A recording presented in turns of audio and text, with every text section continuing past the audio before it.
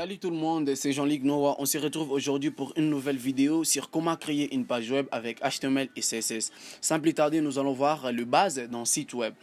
C'est quoi une page web? Une page web est un fichier HTML éditable dont les éléments ont du sens. Un fichier HTML, il est toujours au format .html. N'essayez jamais de créer un fichier HTML, peut-être mettre l'extension, peut-être TXT, qui est l'extension test, ou mettre l'extension Word. Alors, je vous conseille toujours de mettre un fichier HTML à l'extension toujours .html. Un fichier HTML peut contenir du texte, des images, des vidéos, ainsi de suite. La constitution de tout ça crée une page web. C'est quoi la différence entre une page web et un site web? Nous allons voir cette distinction ici. Un site web est un ensemble de pages liées entre elles. C'est la constitution de plusieurs pages qui constituent un site. C'est ça la différence qui se fait entre une page web et un site web. À quoi ressemble un site web? Un site web ressemble à ça. Ça, c'est l'exemple que j'ai pris d'Open Classroom, qui est un site d'études en ligne. Ça, c'est des phénomènes qui se font sur comment mettre un site en ligne et quelques principes de serveur. Vous allez le comprendre avec le temps, mais aujourd'hui, nous allons voir ce qui est plus essentiel. Les bases de HTML. Par définition, c'est quoi HTML? HTML est un langage informatique utilisé sur Internet. L'acronyme HTML signifie Hypertext Markup Language, en français qui signifie seulement langage de balisage d'hypertexte. Depuis 1989, il y a plusieurs versions du HTML, comme on peut le voir vers 2000 et 2006, il y a eu XHTML plutôt, et aujourd'hui on va HTML5. Sans plus tarder, nous allons voir aussi l'éditeur le plus spécialisé. Pour moi, j'utilise toujours Sublime Text, qui est l'éditeur le plus auto-complexion, retour à la ligne et colorisation syntaxique. C'est à ça que ressemble Sublime. Alors, nous allons commencer à taper nos lignes de code. Allez, on y va les deux. La toute première des choses que nous allons essayer de voir, c'est d'ouvrir notre éditeur de tests. Si vous n'avez pas un éditeur de tests, je vous conseille vivement d'aller télécharger votre éditeur de tests. Personnellement, moi j'utilise Sublime.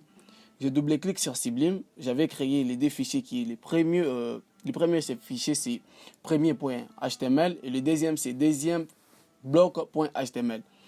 Je supprime, nous allons recommencer dès le début. Je clique sur CTRL-N. La commande CTRL-N nous permet de créer un nouveau fichier. Ensuite, je clique sur CTRL-S. La commande CTRL-S, elle nous permet d'enregistrer un fichier. Le fichier HTML doit toujours avoir l'extension .html. Je prends le nom premier. Premier.html.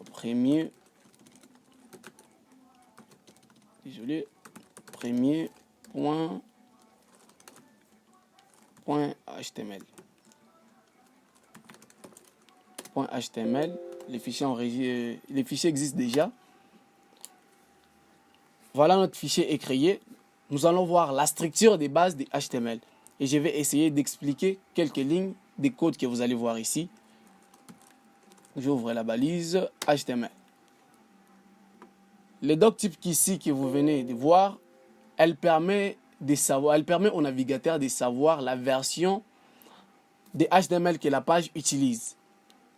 La balise ici HTML, elle est la balise principale. C'est la balise qui englobe les tout. La balise ici aide en soi, c'est l'entête même. Dans cette balise ici, on met les méta-informations. C'est quoi les méta-informations? Comme vous pouvez le voir, le méta-information, c'est comme la détermination des caractères d'encodage. Le méta-content description, mettre les liens qui mènent vers une feuille de style.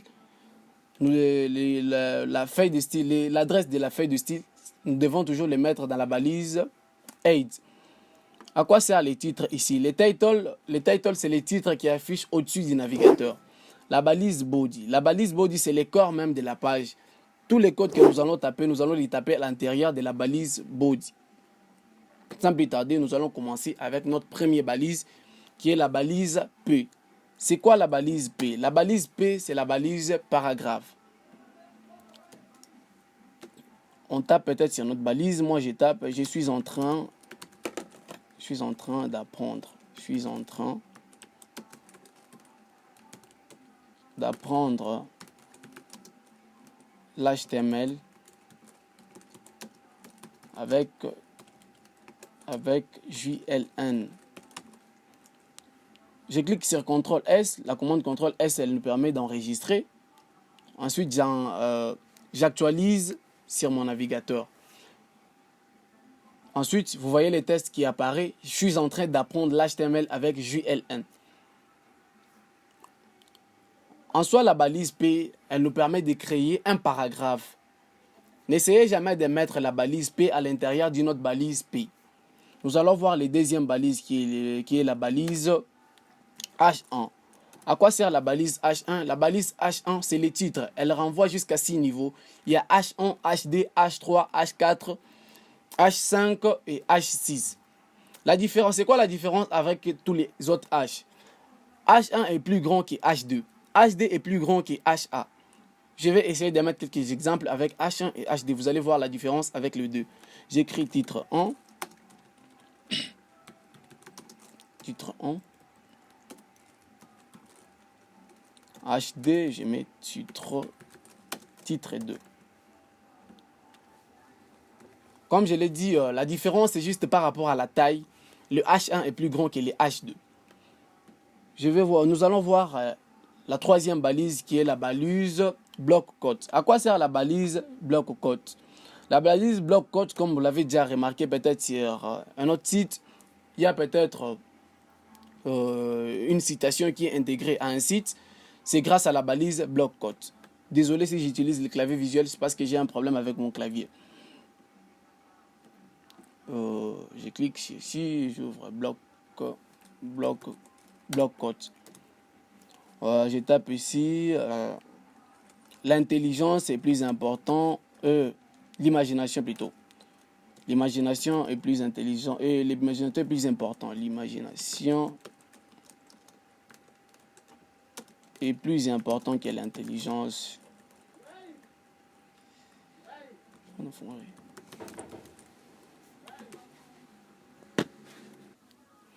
Comme vous allez le constater, l'imagination est plus important que l'intelligence.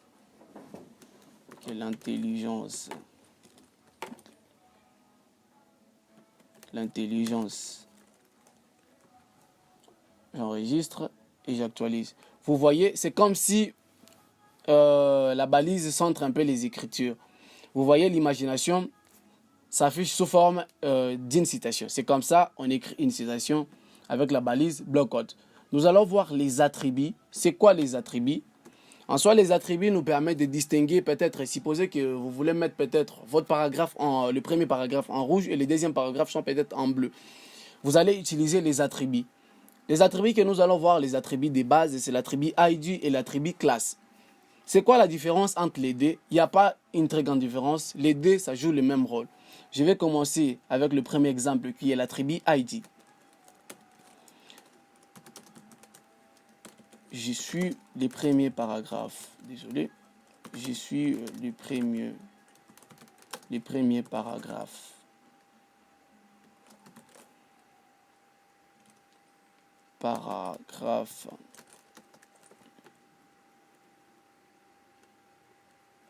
Je mets ID ici. Ensuite, ici, je mets P1. P-1. C'est quoi le P-1 ici? Le P-1, c'est le nom de l'attribut.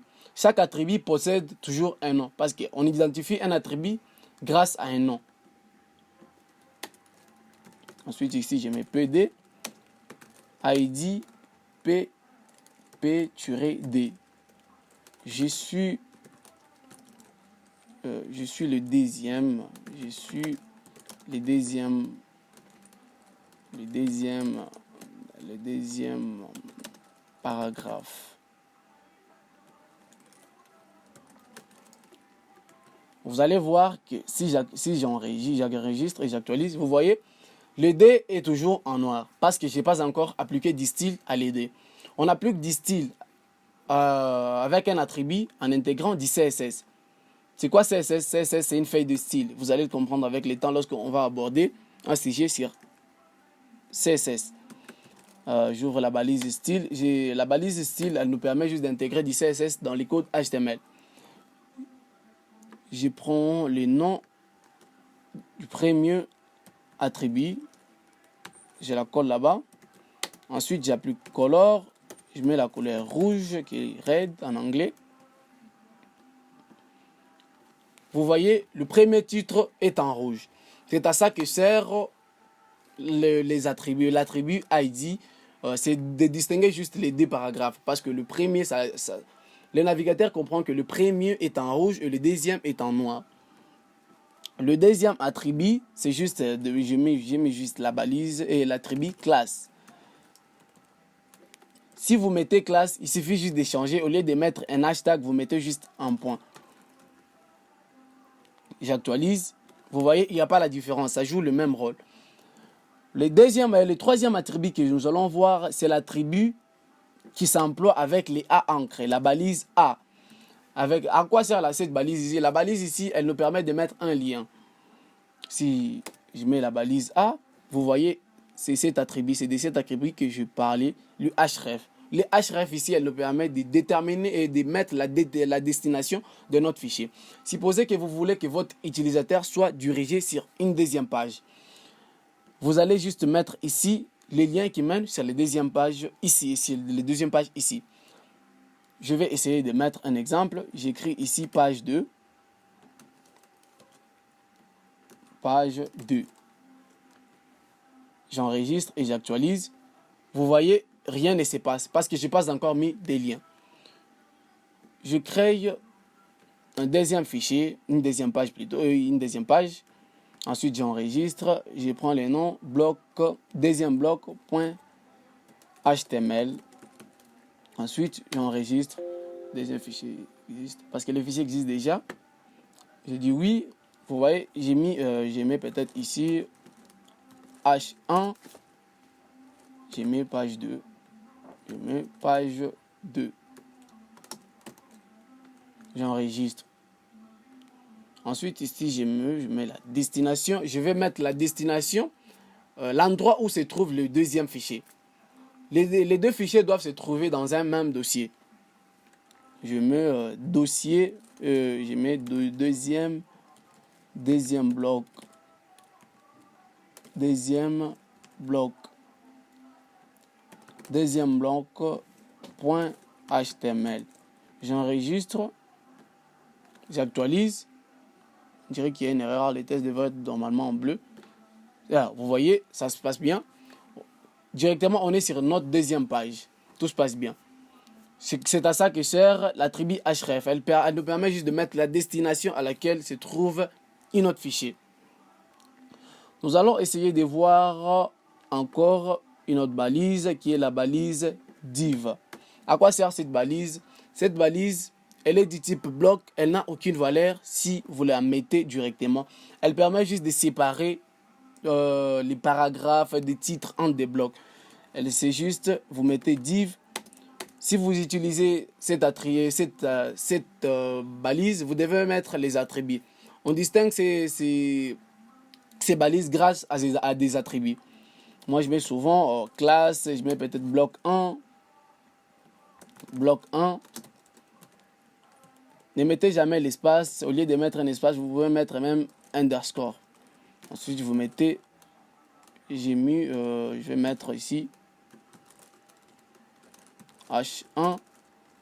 Je vais mettre titre 1. Deuxième bloc, div.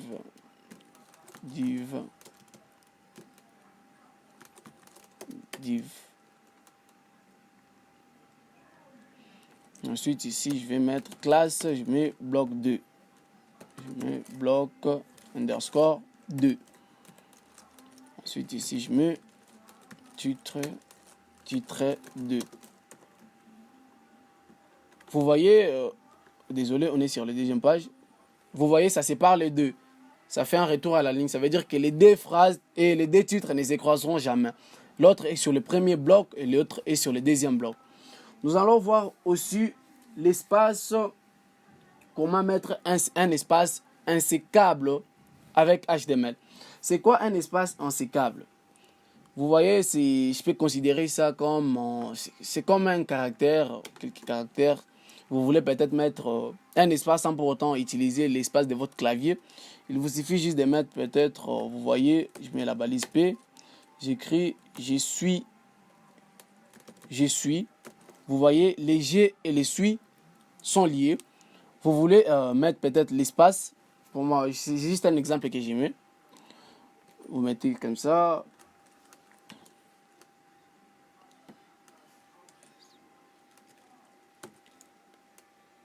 Désolé, il y a une erreur.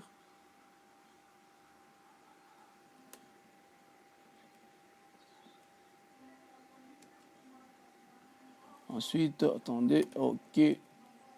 Vous mettez point virgule. Vous voyez, il y a l'espace au milieu. C'est comme ça qu'on met un espace. C'est ce qu'on appelle espace insécable avec HTML. Nous allons voir la balise aussi, la balise non fermante. Vous voulez que je vais mettre un exemple. J'écris je suis en train, on remet notre phrase, je suis en train d'apprendre l'HTML avec JLN. J'enregistre et j'actualise. Je suis en train d'apprendre l'HTML avec JLN.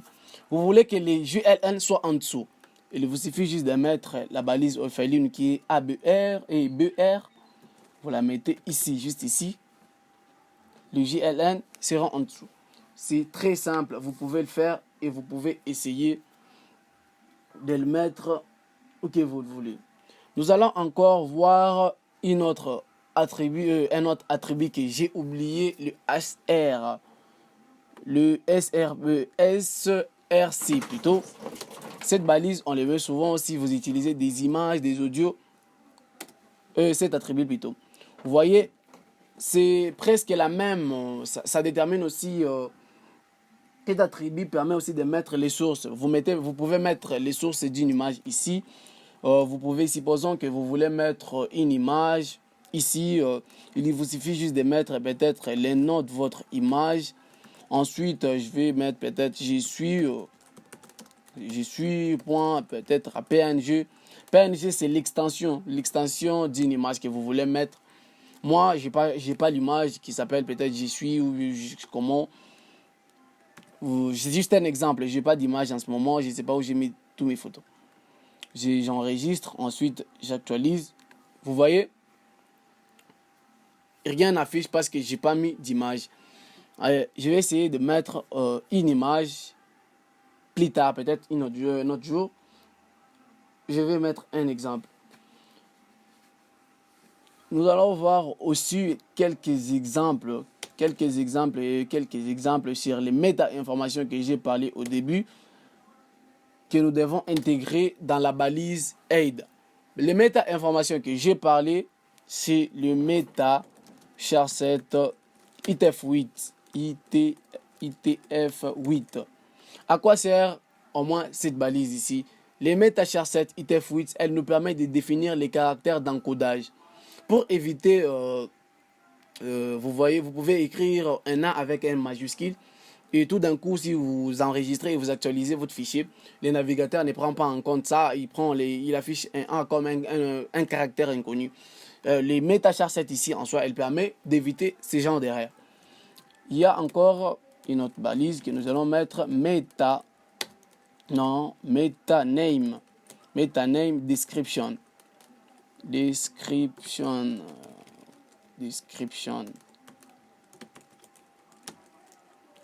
Content.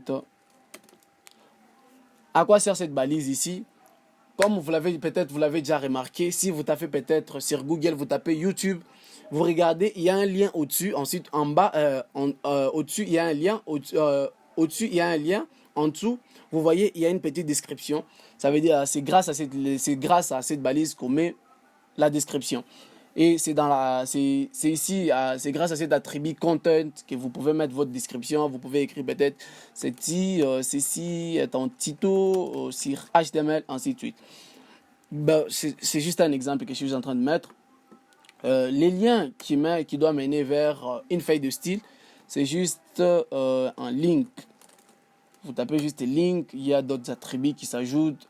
Réel, il y a style sheet, type, il y a test, HTML, test, barre, CSS. Ça, il y a le même, cet attribut href qui revient. Vous devez mettre juste la destination de votre fichier, les destinations, les dossiers à lesquels se trouve votre fichier. Ensuite, n'oubliez pas de mettre l'extension de votre fichier. C'est vraiment important. Si vous ne mettez pas l'extension de votre fichier, les navigateurs ne prendront pas en compte. C'est comme s'il y aurait un bug. Ça ne va pas marcher, surtout ce que vous allez essayer. Nous allons essayer de voir une autre forme des balises, qui est la balise IL. À quoi sert cette balise IL? Cette balise IL, elle nous permet de créer une liste ordonnée. Vous allez le remarquer, la balise IL, nous devons toujours mettre la balise IL en le mettant à l'intérieur, nous devons mettre la balise li. Cette balise li, elle nous permet de définir, c'est une liste. Ensuite, on le ferme ici. Je mets contact. Ok. Oh, désolé. Li. Je la ferme ici. Oh, désolé, je la ferme ici. Si je mets à propos, peut-être à propos.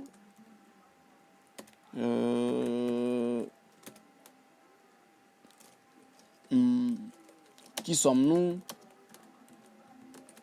Qui sommes-nous? Vous voyez, c'est une liste qui est ordonnée. C'est grâce à cette balise. Cette balise nous permet de créer une liste ordonnée. Si vous avez aimé la vidéo, n'oubliez pas de vous abonner et de cliquer sur la cloche de notification pour être toujours au courant de nos nouvelles vidéos. À bientôt.